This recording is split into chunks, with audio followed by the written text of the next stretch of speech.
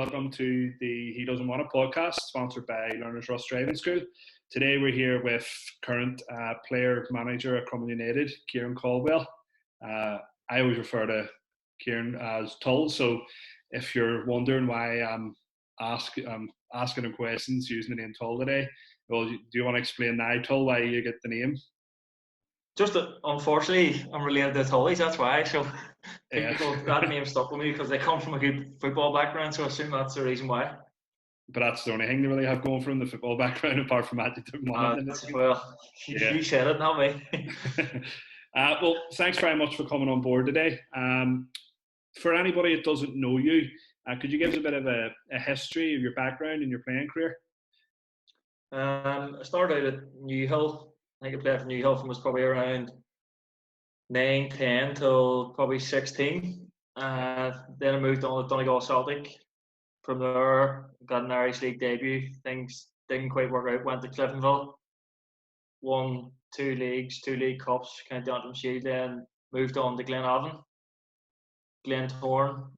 Then went back to Cliftonville, and then moved to Larne. But obviously, Larne went full time, and then I live in Crumlin. The Crumlin job come up, and obviously with me working, I wouldn't have been able to commit full time. So I took that post there 2 years ago now.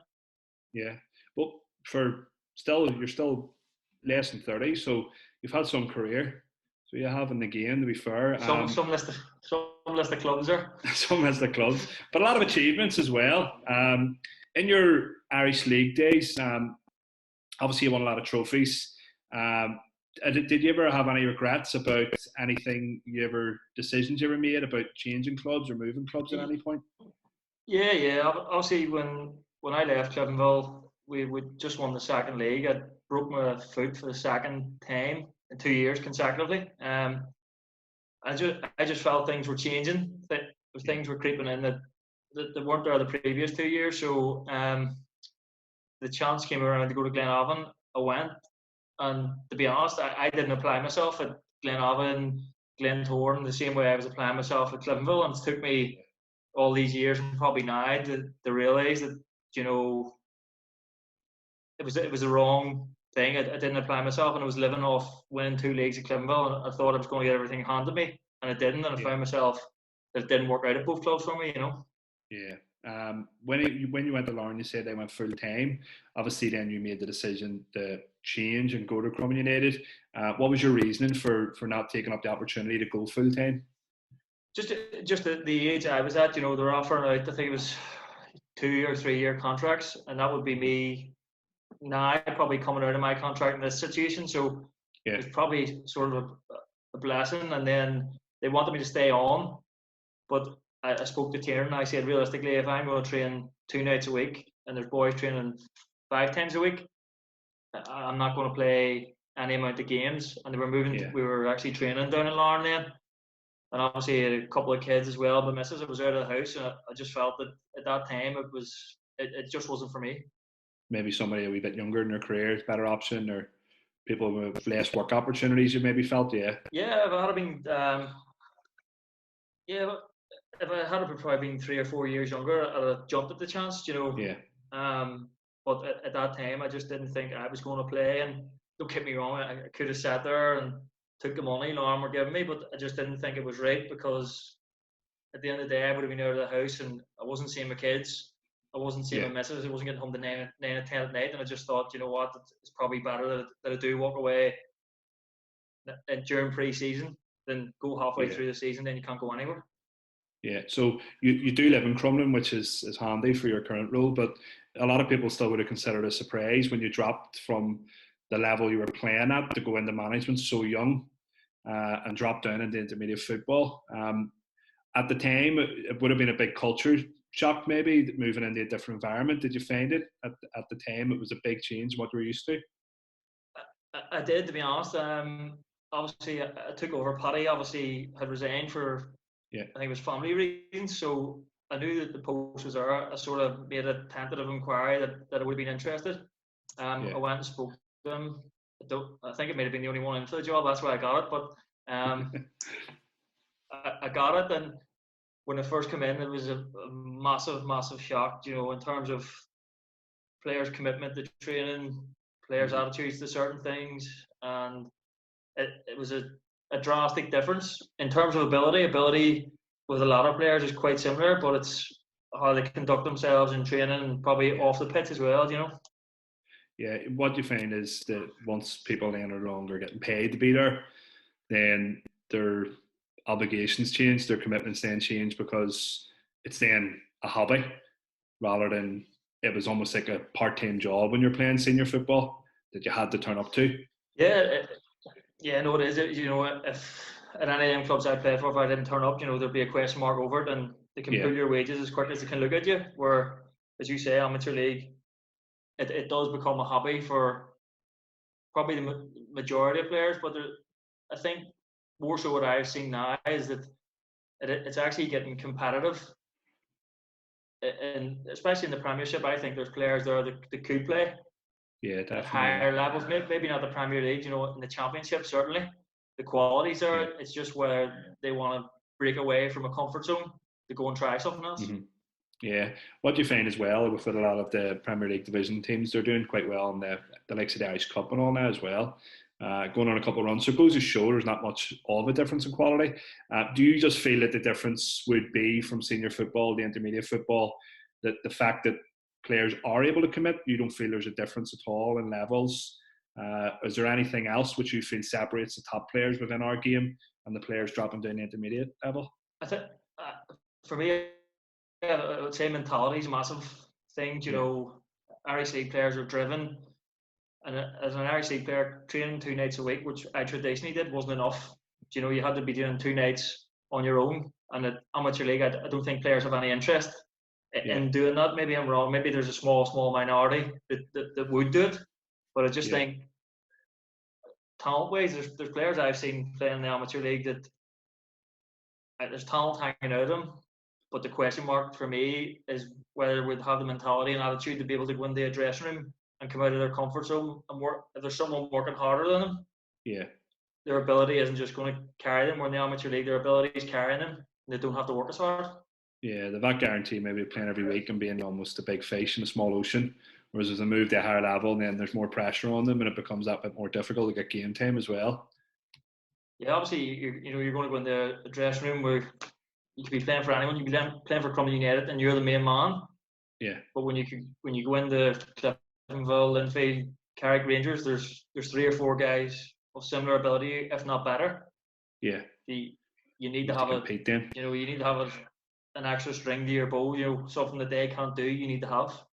Yeah. Well, you didn't just drop down levels in terms of playing. You also dropped down to go into management as well. How did you find the adjustment from just solely playing to now having to manage as well? First couple of sessions, in a change room, any change room I ever was in, it was loud, it was eccentric. It was probably always part of the messing around or whatever. Yeah. First couple of times I tried to speak, it was quivering, I'm sure some people had to see me stand up, but I'd been going, that's not the same guy. But after maybe a month or so, I found myself bedded in, and then I was able to enforce my rules from what I've learned off previous managers. This was the way that I wanted to go forward, and there was some players come up shortcomings and left because they didn't accept what I was doing, and that's fine. And then obviously this year, I think when I went out and got the players that I wanted to be able to, play the way that we want to play, or have the fitness level that's required to play, I think it showed that I was never going to come in and turn Crumlin around into a league winning team in the first season. Deep down, I probably thought I had the ability to do that, but starting out, that there was no way. It was impossible for me to do that. Yeah. And the first couple of months I really struggled, and results told that as well. Yeah, well, this season, look at their league table earlier, it's sitting 4th, but 4th was, considering the top 3 teams seem to be so far ahead, it's sitting 4th, it's almost that second level within the Premier Division, and 9 games left to play, so you would have fancied yourselves keeping that at least, or maybe pushing to get a wee bit closer to the top 3, I take it. Yeah, well, I sat down at the start of the season with the players, and I'd publicly said in the press or whatever, the Daily Mirror, I'd said that my belief was East Belfast and Crumlin Star are the 2 top teams, and I think us, Rough Ryland and Ballynahinch fall into the next bracket. Yeah. and I think it was going to pan out something that way. You know, Immaculata were in a bit of a transition, Shankill in a bit of a transition. You know, they're all good teams, but I felt that year that we should have been aiming for third or fourth. And if the season had played out, I don't believe by any stretch of imagination we would have won the league or been anywhere near with the games they had left. But I think we would have had a say in who won it. You know, and that's the next best thing. Did you still have to play a couple of those teams at the top in your last lot of games? We had to play East Belfast home and away. We had to play Crumlin Star home and away. Right. So, you know, I'm not going to sit here and say, oh, we would have won all 4 games. That's unrealistic. Yeah. But, you know, last year we drew with Crumlin Star at home. We drew with East Belfast at home. So, and I think we're a much superior team this season than we were last season. And I think if they had came to us and we were on a bit of a high, we'd beat Ballyhinch, who were top at home. We went to Rathfriland, where we notoriously don't win. We went there and won, and we're on a crest of a wave, and it's disappointing that it's petered out the way it is. Yeah, I take it with the current news of the COVID-19 pandemic, meaning the amateur leagues just null and voided the season. How did you feel about that when you heard the news? Obviously, as a football man, you know, I want to get back out there. I want to get the training. I want to see the lads. I want to enjoy the change room, the crack. I want to feel the buzz on a Saturday. But you know, from a humane point of view, there's people dying on a daily basis, and I think at this level of football, where there's no money involved, there's no European money, there's obviously promotion and relegation, which is disappointing for so many teams. But from a humane point of view, in my opinion, I think it's the right choice was made. Yeah. So the cups this year, how did you feel it done in the cups? You exited the Border Cup to Rathfriland, was it? And the Clarence Cup to Queen's Grads. How did you feel it? Queen's Grads, like, I'll be honest, I've played and I've lost massive games. I've lost Irish Cup finals and whenever been sent off in them. That for me was the lowest that I've ever felt in football. Yeah. It was, you know, it was actually a time that I questioned, you know, can I do this anymore? Am I the right man? You know, if we played Queen's Grads 100 times, we'd probably win 99, and on that day we just didn't show up. We lost discipline. I was sent off, I think, with another one sent off. Yeah. It was a sickener for me, to be honest. It kind of just shows that in the Clarence Cup, anything is possible, and that's why the Clarence Cup is there, involving those 4 junior divisions. Queen's Grads being in 2A, it was a big shock. It was an upset that day for you to get beat, but as you say, you could play them 99 times with 100 and probably win the other 99 games, but that's football. Sometimes you just come up short. Yeah, you know, I've actually played. I remember playing for Cliftonville, and Warren Point were just on the way up, and the same thing happened. And on days like that, you know, if you're the superior team, it can give you. It can make you really low, but at the same time, it can give you a wee kick up the arse that you need. You know, maybe I'm not as good as we think we are, and because someone's prepared to work a wee bit more harder, that they might have the ability, but they're prepared to outwork you. Yeah, that showed. Yeah, Queen's Grads are hard working. That was enough. Yeah.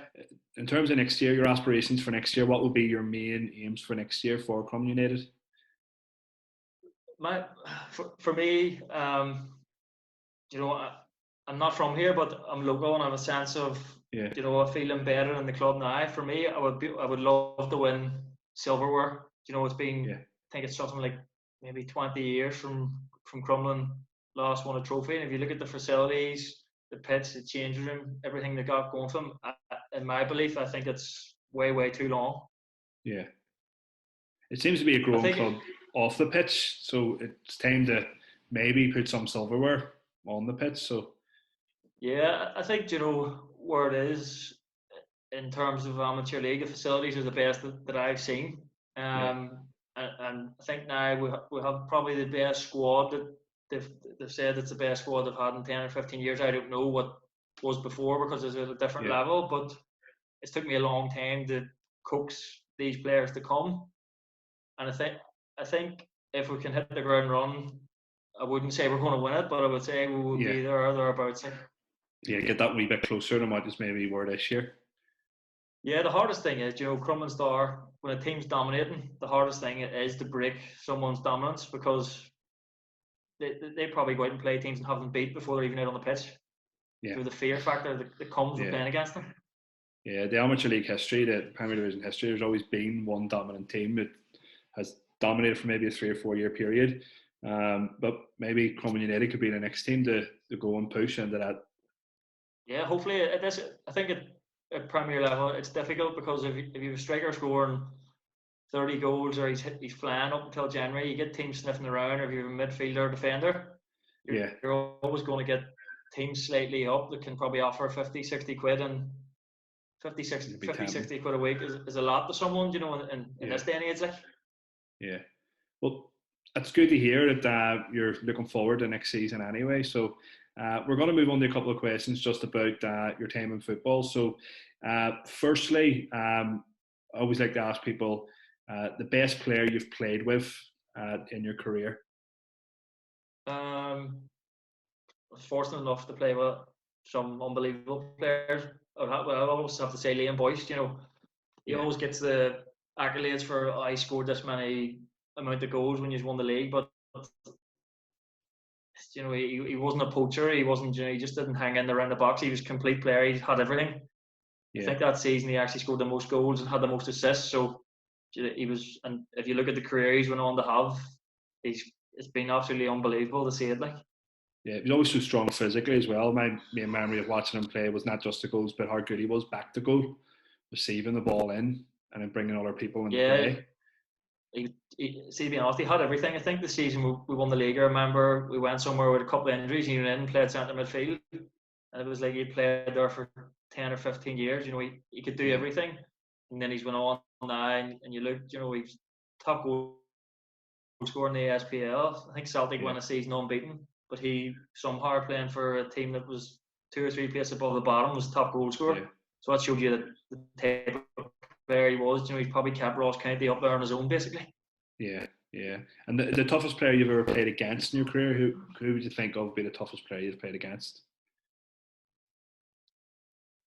The time, obviously, with Cliftonville, it always stands out against Celtic, and I have to say I played on the right side, and Samaras and Forrest switched over constant, and I remember, I'm a Celtic man, I sit watching TV, and I used to be shouting at the TV, get Samaras off, what's he doing? And then one time I tried to run back against him, I was like, I'm never going to say anything about him again. I just glades. Yes. But you're probably thinking as well, you didn't know which one of him you wanted to play against. It's like, just stop swapping him. You're starstruck, because then you're going, he's run by you and you're trying to catch your breath, and then they put Forrest over that side. George McMullen's calling you back, but you can't even get back. Yeah, that must have been some experience as well, getting to play then against those players in such a stadium like Celtic Park as well. Yeah, you know what? That it's always a massive highlight. All the European games that I was ever involved in an Irish league, and even I always used to love playing the Setanta Cup. If it's something away from the norm, you're going outside your comfort zone. And fortunately, I played on a Cliftonville team that actually progressed in Europe. So some stuff like that always sticks for me, because the majority of the time you go into play in Europe, you end up being on the back of a Hayden. Yeah, exactly. Yeah. In terms of your history in football, what would you consider your best moment? Obviously, there's a lot of good moments to choose from. What would you consider your best moment in football? The first Irish league for me, because although I'm from the West, I grew up supporting Cliftonville, because they always seem to have a relative playing. Barry Johnson played, Pat Wall played there, Gavin actually played there for a while, my uncle Brenton played for a while. Yeah. And it's to me, even playing for Cliftonville when we were coming third and fourth, I just used to go, it'll be impossible for us to win it, because Glentoran were so good, and Linfield were relentless. It seemed like they were unstoppable. And then fortunately for us, it all just seemed to come together, and we're an unbelievable team. And that first ever Irish league was, everything just clicked. Obviously Eddie Patterson, some people say he done the groundwork for Brazil or whatever. He put the team together for 5 or 6 years, and it didn't quite work. But you need to remember, Brazzy came in and brought in Jamie McGovern, Mark Smith, and that season they were the two best centre halves in the Irish League by a mile. Connor Devlin, obviously, in goals. That probably won us an extra 15 points. Yeah. We were leaking goals the season before, but them three came in and just took us to the next level. In terms of your football career, what would you consider your lowest moment, the worst moment in sport? Obviously, I spoke about the Queen's Crowds game. That might come as a shock to people like me saying that, but then also the Irish Cup hurt. Glentoran. We were on for the treble. We were 1-0 up. Joe Gormley put us 1-0 up, but we had nothing left in the tank, and it's always been put down. You party too much when you won the league, but Cliftonville hadn't won the league from 1998, and I don't think that group of players were going to get into the bar and ask them for a lemonade or an orange juice. I just don't think it was going to happen. Yeah. It'd be hard then to refocus for such a big game again, so it can. Yeah. But people say we should have done the travels. A double still a massive achievement. But when you look back, if we had conducted ourselves differently, we could have went down in the history as doing the travel. But it's easy to sit here now and say that 6 or 7 years on from it. Yeah, exactly. Well, we'll have a couple of questions from our Twitter followers, and they have asked. I will try and weed out the ones which might be okay to ask, and other ones which might not be. The first question we could ask. I had a look at them. I don't think You're not sure. We'll go with. The first question I ask Dan Murphy's asked, can you still do your Andy Gray impression? No, because my voice hadn't broke yet when I worked in JD Sports with him. I was good at them. I used to keep me entertained in the storeroom, but I can't do that anymore. No. So it's gone now. It's gone. It's definitely gone. Your former teammate Jody Lynch has asked, what happened with the Reds trip in Sweden? I think we won 1-0 at home, and we went over there thinking, here we go again. We're getting into the next round, and we get over there. I think we got pumped 6-0 or 7-0. I can't even remember. Yeah. So the chairman's called us in, and I think he's distracted. The money's gone. We're getting no money, and he says, right, well, we're not going out. So there was a spokesperson, a couple of the senior players, the younger ones were egging them on. He's up there, get us a night out. So they spoke, and I think it was 11 o'clock curfew, but I think I made it home at 5 in the morning, and there was 1 point 3 or 4 of the players come around the corner, and I was just standing in a fountain with a pair of boxers on, just diving in around some fountain in the centre of Sweden. Then Joe Gormley comes flying by on a bike, dinging a wee bell, doing a wheelie on a bike, and I swear to God, you thought we'd have won 7-0. Brilliant. Well, here, young players are in a European trip. It's hard to stop them. It's hard not to do it. Yeah. I remember getting on the bus the next morning, and I was sitting at the back of the bus, and Jared Lord come on because he kept the passports. And I think I lost my t-shirt and everything the night before. He said to me, "Where's your tracksuit?" I just shook my head, and then remember my passport come flying up the bus and just hit me right up the centre of the head, and everyone just bust out laughing. I'm sure he wasn't pleased with you. No, I don't think he spoke to me for a while, to be honest. Joe McDonald's asked, are you using a motorbike for your 5k runs? No. A lot of people are surprised by him, but this is actually it's probably the hardest to train the good 5 or 6 years. Yeah. And it only came about because I was playing for Crumlin. I think it was 3 or 4 weeks before this all happened, and I remember I was playing against someone, he called me a fat fuck, and I just went, you know what, I'm not having that there. Like, it's the best thing I've ever been called, because I think I've lost about a stone of weight. There's me thinking you were spent lockdown just having a couple of drinks. But that's why I do the runs in the morning, so I don't feel bad at night. That's fair enough. It levels itself out. I have a good balance. Yeah. Shay Kennedy's asked, during the lockdown, have you enjoyed your family quizzes and your FIFA experiences? I've enjoyed FIFA. I was playing Football Manager one night, and I got into cup final managing Everton, and I put the suit and all on, and I put it on Twitter, and people had a bit of crack at it, which is good in a time like this. But family quizzes, Barry Johnson, I swear I've never met a man cheats like it in my life. It's incredible. For a family quiz, his will to win's incredible. Google Johnson. his phone died last. We were doing a picture round last week, and his phone died, and he got 19 out of 20. I had seen about 3 people on the sheet, so I had. Yeah, I'm the same with the family quizzes. I didn't realise that Zoom had the upgrade if you needed any more until it popped up about 10 minutes ago. I'm using up all these family quizzes on my Zoom time.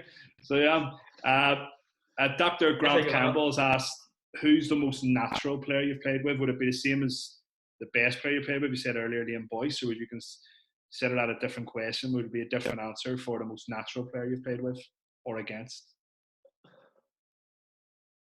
The most naturally good footballers, like Bournemouth, I would say like George McMullen and Marty Donnelly.